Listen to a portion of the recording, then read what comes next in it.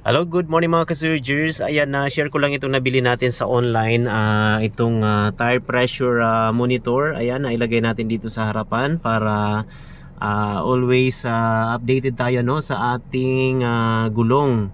So, dahil napakahalaga na bago tayo bumiyahe ay dapat sigurado ang ating mga gulong, yung hangin ano. So, dito mamomonitor natin.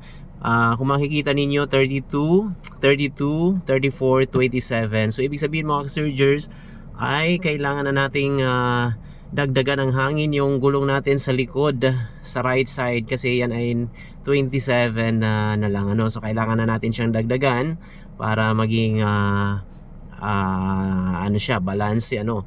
So ayan, so makikita natin ano, hindi na tayo mababahala na nag-aalala tayo kung tama ba ang pressure ng ating mga gulong dahil namomonitor na natin dito. So meron itong ikinabit doon sa mga gulong na babasa ng monitor na ito. So by the way, ito ay solar na din. No need na ng battery. So gumagana na siya dahil solar yan. So kaya dyan natin nilagay kasi naiinitan. So ayan. So i-comment ko dyan sa baba yung link. Ayan. So maraming salamat, these surgers. Thank you.